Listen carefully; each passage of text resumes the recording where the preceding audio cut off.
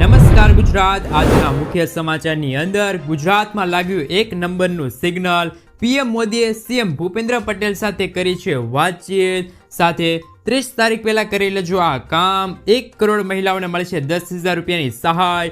ખેતીમાં થયેલા નુકસાન અંગે કૃષિ મંત્રીનું મોટું નિવેદન। ખેડૂતો માટે ખુશ ખબર, હવે મળશે 4% વ્યાજે 3 લાખ રૂપિયા સુધીની લોન। સાથે મોદીજીની જાહેરાત, મફત વીજળી મળશે। વહાલી દીકરી યોજનાની શરૂઆત, દીકરીઓને મળશે 1 લાખ રૂપિયા ખાતામાં। વિદ્યાર્થીઓ માટે આવ્યો છે મહત્વપૂર્ણ સમાચાર। તો ખેડૂતોના ખાતામાં જમા થશે 2,000 રૂપિયાનો 18મો હપ્તો। આધાર કાર્ડ, પાન કાર્ડ, ગેસ સિલિન્ડરને લઈને મહત્વપૂર્ણ સમાચાર। વાહન ચાલકો થઈ જાય સાવધાન। તો હવે સોનાના ભાવ થઈ શકે છે 1 લાખને પાર। અને આજના સૌથી મોટા ખેડૂત સમાચાર જાણીશું આજના આ વિડીયોની અંદર। મિત્રો, દરેક સમાચાર, દરેક માહિતી જણાવું એ પહેલા ગુજરાતના જે પણ મિત્રો ચેનલ પર જો પહેલી વાર આવ્યા હોય તો મિત્રો ખાસ કરીને વિડીયોને એક લાઇક કરી ચેનલને સબસ્ક્રાઇબ કરવાનું ભૂલતા નહીં। સાથે આજનો આ વિડીયો છે જેને અંત સુધી જોતા રહેજો। મિત્રો, અત્યારના તાજા સમાચાર ઉપર નજર કરીએ તો પીએમ મોદીએ સીએમ ભૂપેન્દ્ર પટેલ સાથે કરી છે ટેલિફોનિક વાતચીત। ગુજરાતમાં શનિવારથી લઈને 4 દિવસ સુધી ધોધમાર વરસાદ વરસી રહ્યો છે।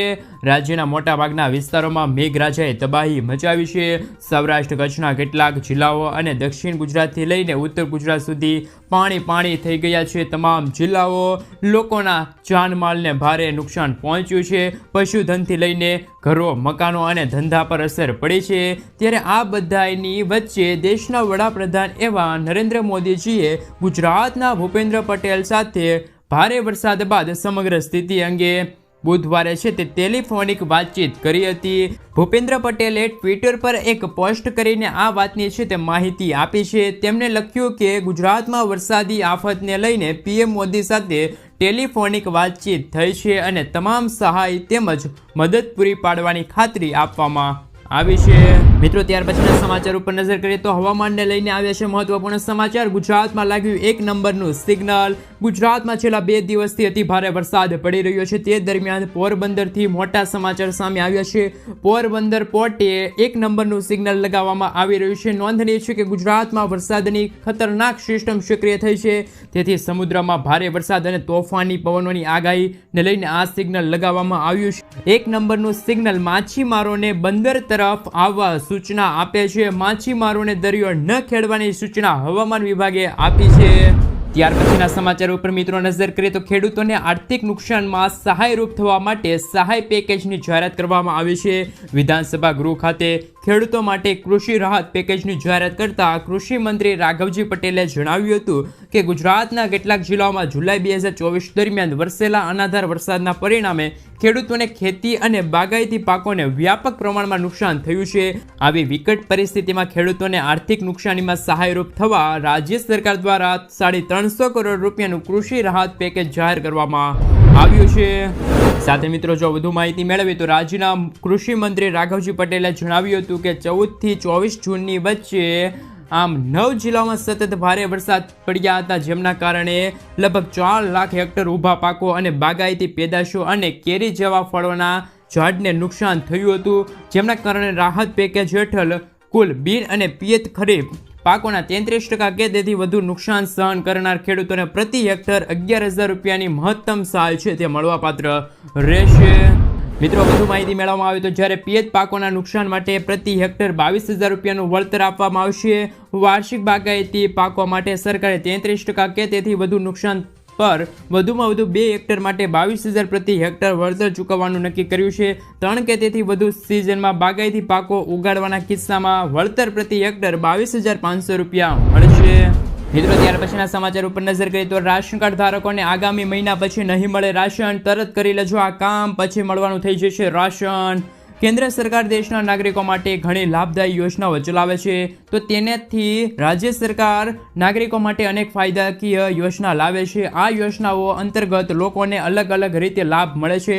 ખાસ કરીને સરકાર ગરીબ અને જરૂરિયાતમંદ લોકો માટે આ યોજના લાવે છે। આ યોજના હેઠળ રાશન આપવામાં આવે છે, જેમની વિશે મિત્રો સંપૂર્ણ માહિતી મેળવીએ તો મિત્રો કયા લોકોને છે તે રાશન નહીં મળે તેમના ઉપર નજર કરી લઈએ તો સરકારે હવે તમામ રાશન કાર્ડ ધારકોને ઈ-KYC કરવા જણાવ્યું છે। આ માટે અગાઉ તારીખ 30 જૂન નક્કી કરવામાં આવી હતી, પરંતુ હવે આ તારીખ લંબાવવામાં આવી છે, 30 સપ્ટેમ્બર કરવામાં આવી છે આની અંતિમ તારીખ. એટલે કે મિત્રો, જો કોઈ રાશન કાર્ડ ધારકો 30 સપ્ટેમ્બર સુધી તેમનું KYC પૂર્ણ નહીં કરે, જેથી તે રાશન કાર્ડ ધારકોને સરકાર દ્વારા આપવામાં આવતું મફત અનાજ બંધ થઈ શકે છે. વાસ્તવમાં સરકારે આ પગલું એટલા માટે લીધું છે કારણ કે આવા ઘણા લોકોના નામે રાશન કાર્ડ નોંધાયેલા છે જેમને કોઈ અન્ય સ્થળે લગ્ન કર્યા હોય અથવા તો તે સ્થળ છોડીને ચલા ગયા હોય અથવા તો તેમનું મૃત્યુ થઈ ગયું હોય. તેથી જે સરકાર KYC દ્વારા ખાતરી કરવા માંગે છે કે જે લોકો ખરેખર લાભદાયક છે એમને છે તે મિત્રો રાશન મળી રહે. રાશન કાર્ડમાં જે લોકોના નામ છે તે તમામ લોકોએ હવે KYC કરાવવું પડશે. મિત્રો, આગળના સમાચાર ઉપર નજર કરીએ તો 1 કરોડ મહિલાઓને મળશે 10,000 રૂપિયાની સહાય. પ્રધાનમંત્રી નરેન્દ્ર મોદીની હાજરીમાં ઓડિશાની મહિલાઓ માટે એક મોટી યોજનાની શરૂઆત કરવાની આશા વ્યક્ત થઈ છે. આ માટે PM મોદી આવનારી 17 સપ્ટેમ્બરે ઓડિશા જઈને કેન્દ્રીય મંત્રી ધર્મેન્દ્ર પ્રધાને કહ્યું છે કે PM મોદી 17 સપ્ટેમ્બરના રોજ ઓડિશામાં મહિલાઓ માટે ભાજપ સરકારની મહત્વાકાંક્ષી સુભદ્રા યોજનાની શરૂઆત કરવા માટે ઓડિશાની મુલાકાત લેશે. મહિલાઓને મળશે આ કાર્ડ. સાથે ગ્રામીણ અને શહેરી વિસ્તારમાં ડિજિટલ લેવડ દેવડને પ્રોત્સાહન આપવા માટે મહિલાઓને સુભદ્રા ડેબિટ કાર્ડ આપવામાં આવશે. આ યોજનાના લાભાર્થીઓમાંથી સૌથી વધુ ડિજિટલ લેવડ દેવડ કરનારી મહિલાઓની ઓળખ કરાશે. આ સાથે જ તેમને 500 રૂપિયાની વધારે પ્રોત્સાહન રકમ આપવામાં આવશે. આ યોજના લાભ લેવા માટે તમારે અરજી કરવી રહેશે અને અરજી કરવા માટે તમારે આંગણવાડી, બેંકો અથવા તો બ્લોક પોસ્ટ ઓફિસ, જનસેવા કેન્દ્રો છે ત્યાં જઈને તમે છે તે અરજી કરી શકો છો. સાથે જો મિત્રો નજર કરીએ તો શું છે આ સુભદ્રા યોજના. ઓડિશા સરકારની સુભદ્રા યોજના હેઠળ રાજ્યની લગભગ 1 કરોડ મહિલાઓને વાર્ષિક 10,000 રૂપિયાની આર્થિક મદદ મળશે. આ યોજનાને શરૂ કરવાના પાછળ સરકારનો હેતુ મહિલાઓને આર્થિક રીતે સશક્ત કરવાનો છે અને સરકારની આ યોજના હેઠળ ગરીબી રેખાની નીચે જીવતી 21 વર્ષથી 60 વર્ષની ઉંમરની મહિલાઓ છે તેમને 5 વર્ષ સુધી દર વર્ષે 10,000 રૂપિયા આપવામાં આવશે. આ યોજના માટે સરકારે 55,825 કરોડ રૂપિયાનું બજેટ પાસ કર્યું છે. જે રીતે મિત્રો આ યોજના છે તે ઓડિશામાં લાગુ થવા જઈ રહી છે, તેવી જ રીતે શું ગુજરાતમાં પણ મહિલાઓને છે તે વર્ષે 10,000 રૂપિયા મળવા જોઈએ કે ના મળવા જોઈએ? ખાસ કરીને નીચે કોમેન્ટ બોક્સમાં કોમેન્ટ કરીને જણાવી આપજો. મિત્રો, ત્યાર પછીના સમાચાર ઉપર નજર કરીએ તો ક્યારે આવશે ખેડૂતોના ખાતામાં 2,000 રૂપિયાનો 18મો હપ્તો? ભારતના વિકાસમાં કૃષિનો ખૂબ જ મોટો ફાળો હોય છે.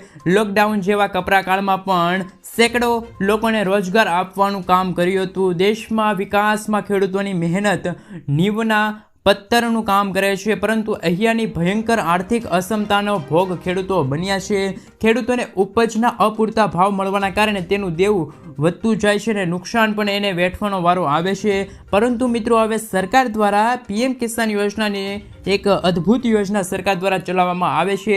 આ યોજના અંતર્ગત દર વર્ષે 6,000 રૂપિયાની આર્થિક સહાય ખેડૂતોના ખાતામાં ટ્રાન્સફર કરવામાં આવે છે, જેમાં વર્ષમાં 3 વખત 2,000 રૂપિયાના હપ્તા ખેડૂતોના ખાતામાં નાખવામાં આવે છે.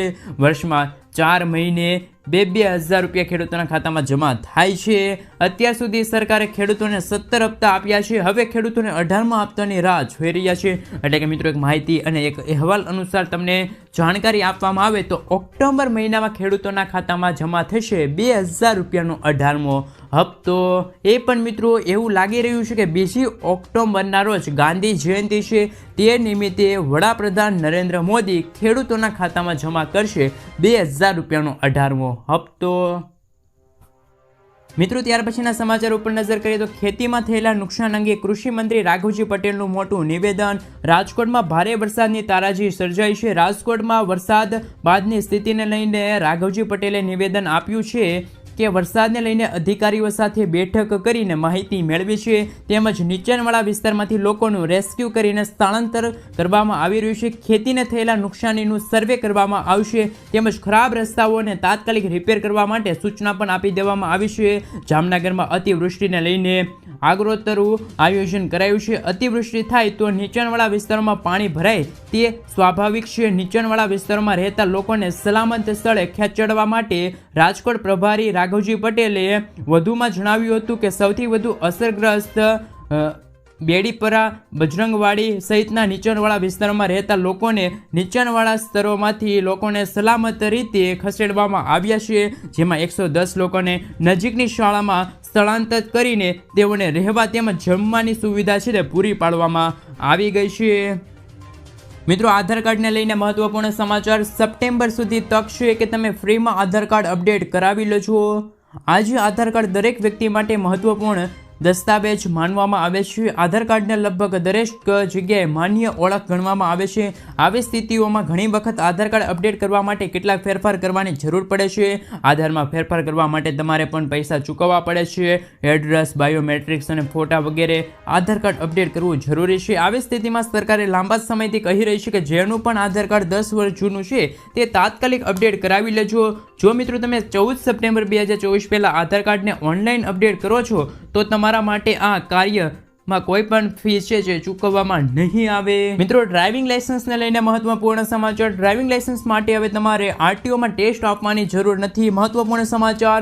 દેશભરમાં ડ્રાઇવિંગ લાયસન્સ બનાવવું ખૂબ જ મુશ્કેલ હોય છે. લોકોનું માનવું છે કે લાંચ આપ્યા વગર કે એજન્ટો વગર તે બની શકતું નથી, પરંતુ તેવું કંઈ નથી મિત્રો. હવે સરકારે ડીએલ બનાવવાની પ્રક્રિયા ખૂબ જ સરળ કરી છે.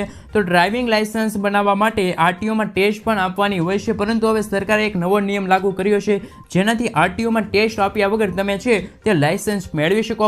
વધુ માહિતી મેળવે તો ક્યાં કરી શકો છો તમે અરજી? ડ્રાઇવિંગ લાયસન્સ માટે અરજી કરવી એ ખૂબ જ સરળ છે. ડીએલ અરજી કરવા માટે તમારે પરિવહન.gov.in ની વેબસાઇટ પર જવું પડશે. સાથે તમે આરટીઓમાં જઈને પણ લાયસન્સ માટે અરજી કરી શકો છો. તો અલગ અલગ ડીએલ માટે આરટીઓમાં અલગ અલગ ફી છે લાગે છે.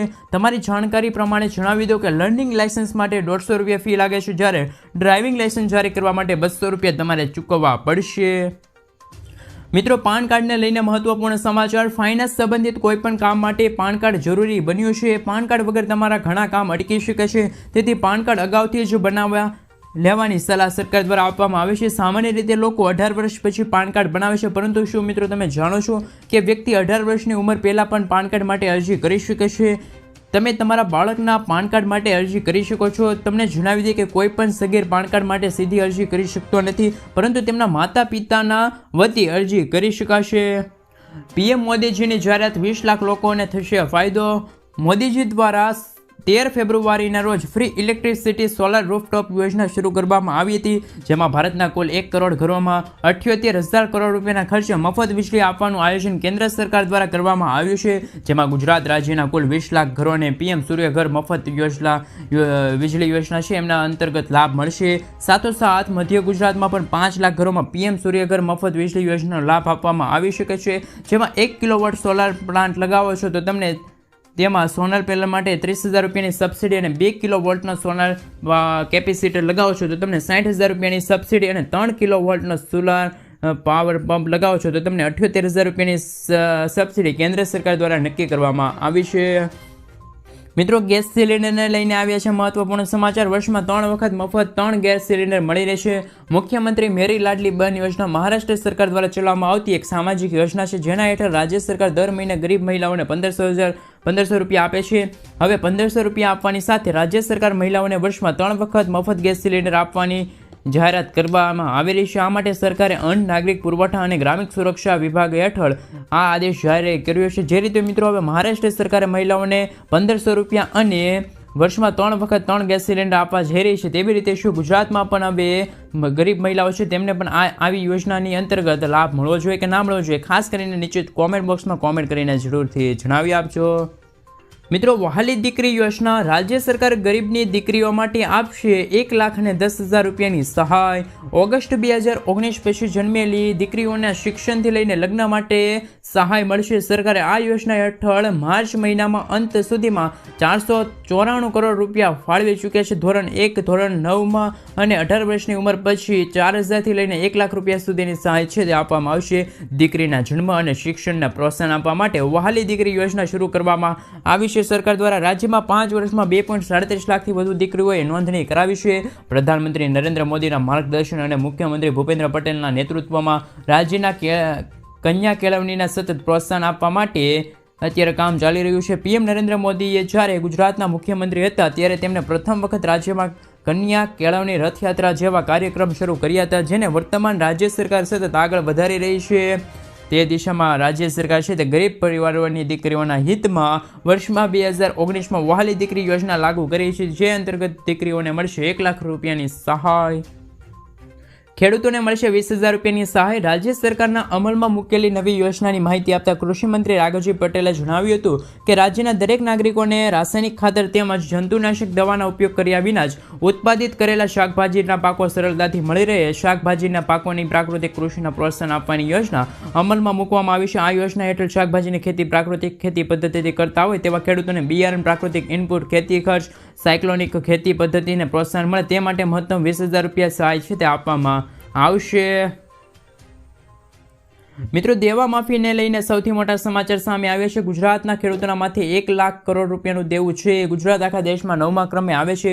જો રાજ્યની વાત કરીએ તો ગુજરાતમાં 47.51 લાખ ખેડૂતોએ કૃષિ લોન લીધી છે, જે 1 લાખ કરોડ રૂપિયાથી વધુ થાય છે. સૌથી વધુ દેવું રાજસ્થાનના ખેડૂતો પર છે. એક આંકડા મુજબ 99.97 લાખ ખેડૂતોએ બેંકો પાસેથી લોન લીધી છે. આ લોનની રકમ 1.47 લાખ કરોડ રૂપિયાથી વધુ છે. તાજેતરમાં